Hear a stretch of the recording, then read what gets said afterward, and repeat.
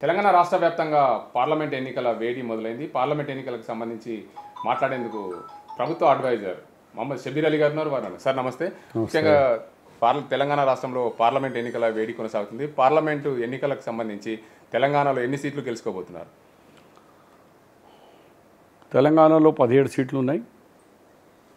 మేము 13 నుంచి 14 సీట్లు ఎట్లన్నా కాంగ్రెస్ పార్టీ భారీ మెజారిటీతో గెలవబోతున్నాము. ప్రజలు అర్థం చేసుకున్నారు బీఆర్ఎస్ ఎట్లా మోసం చేసింది. 10 సంవత్సరాలు రాష్ట్రాన్ని అప్పుల పాలు చేసి కుటుంబ పాలన, కుటుంబానికి డెవలప్ చేసింది. కానీ ఒక్క తెలంగాణ బిడ్డకు కానీ ఈ పోరాటంలో తెలంగాణ పోరాటంలో కృషి చేసిన ఏ ఒక యువత ఒక జాబ్ ఇవ్వలేదు. మాది కేవలం 3 నెలలే మా పరిపాలన. ఒక నెల అయితే దీంట్లో పోయింది ఎలక్షన్ కోడ్లో. 3 months 90 daysలో 31,000 వేకెన్సీస్ ఇచ్చినాం. మా ప్రయారిటీ ఏంది? లా అండ్ ఆర్డర్, పోలీస్కు 11,000 జాబ్స్ ఇచ్చినాం. అలాగే మెడికల్ అంటే హెల్త్ అండ్ ఎడ్యుకేషన్ వీధి కలిస్తే దాదాపు వీళ్ళకు కూడా 8,000 నర్సెస్కు జాబ్స్ ఇచ్చినాం. టీచర్లకు గురుకుల పాఠశాల వాళ్ళకు 8,000 ఇచ్చినాం. ఇట్లా మొత్తం కలిస్తే 31,000 వేకెన్సీ ఇచ్చినాం. ఈ ఎలక్షన్ కోడ్ రాకుంటే ఇంకా ఎలక్షన్ కోడ్ అయిపోయిన తర్వాత ఇంకొక 50,000 వేకెన్సీస్ రెడీ ఉన్నాయి ఫిలప్ చేసేందుకు. ఇది ఒక చరిత్ర. మోదీ గారు 10 సంవత్సరాల్లో 10,000 జాబులు ఇవ్వలే. మేము కేవలము 90 రోజుల్లో 31 ఇచ్చినాం. ఈ సంవత్సరం లోపల 1,00,000 జాబ్స్ ఇచ్చిన వాగ్దాన్ని పూర్తి చేస్తాం. 6 గ్యారంటీలు అయినాం, 5 చేసినా ఒక గ్యారంటీ నడుస్తూనే ఉంది. బీఆర్ఎస్ వాళ్ళు వచ్చి ఏమైంది ఒక్కసారి నువ్వు ఇచ్చిన వాగ్దానాల్లో దళిత్కు ముఖ్యమంత్రి అయిందా? ముస్లింకు 12% అయిందా? ఎస్టీకు 12% అయిందా? 3 ఎకరాల భూమి అయిందా? ₹1,00,000 రుణమాఫీ అయిందా? ఏం చేసినావు? ఇవాళ ఒక ఉద్యోగం లేదు, డిఎస్సి లేదు, ఇంటికి ఒక ఉద్యోగం లేదు. ఇవాళ మేము వచ్చినాక 31,000 ఎంప్లాయ్మెంట్ ఇచ్చేసినాం. కాబట్టి ఈ ఎలక్షన్లో ప్రజలు అర్థం చేసుకుంటున్నారు. కాంగ్రెస్ పార్టీ రేపు ఎక్కడ స్థలం ఉంటే అక్కడ ₹5,00,000 ఇస్తాం, ఇల్లు కట్టుకోండి. ఎస్సీ ఎస్టీ ఉంటే 6 లక్షలు ఇస్తాం, కట్టుకోండి. అందరికీ రేషన్ కార్డులు వస్తాయి. ఈ ఎలక్షన్ తర్వాత అందరినీ మనకు రేషన్ కార్డుతో సహా పెన్షన్స్ ఉన్నాయి. అవైలబుల్ అర్హులు ఉన్న వాళ్ళకి అందరికీ పెన్షన్లు ఇస్తాం. రేషన్ కార్డ్, పెన్షన్, ఇల్లు లేనికు ఇల్లు, ఉద్యోగాలు.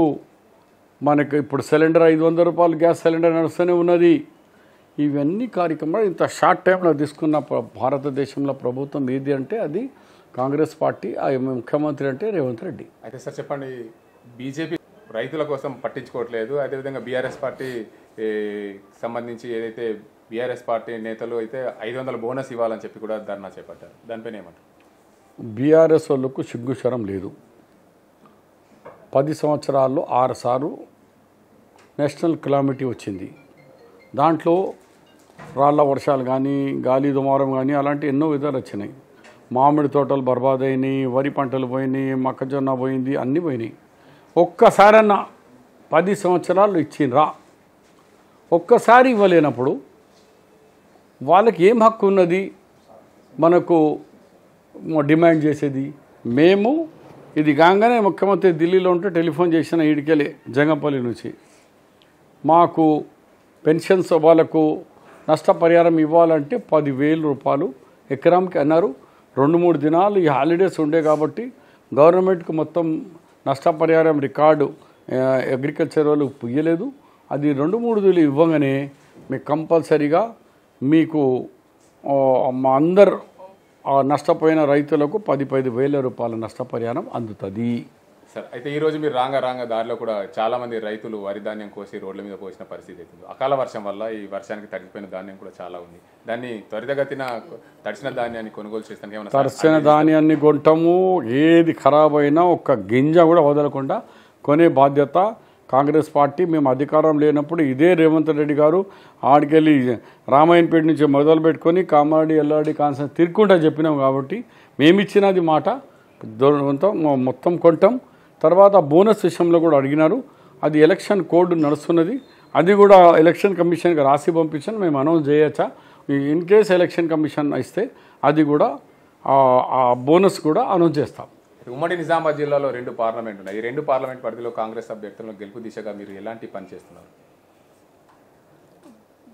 ఈ 2 దేశాల్లో వర్కర్స్ మీటింగ్ ఇప్పటివరకే నేను బాన్స్వాడ, జుక్కల్, నారాయణ ఖేడ్, సంగారెడ్డి, మన జహీరాబాద్, వికారాబాద్ చాలా చోట కార్యకర్తల మీటింగ్ 2 o'clock నుంచి 6 వరకు, దాని తర్వాత ఇఫ్తార్, ఇది కంటిన్యూ జరుగుతుంది. ప్రచారం చేస్తూనే ఉన్నా. మరి కర్ణాటకలో కూడా నాకు బాధ్యత ఇచ్చారు. గుల్బర్గా కూడా నిన్న పోయి గుల్బర్గాలో కూడా ప్రచారం చేసి వచ్చిన.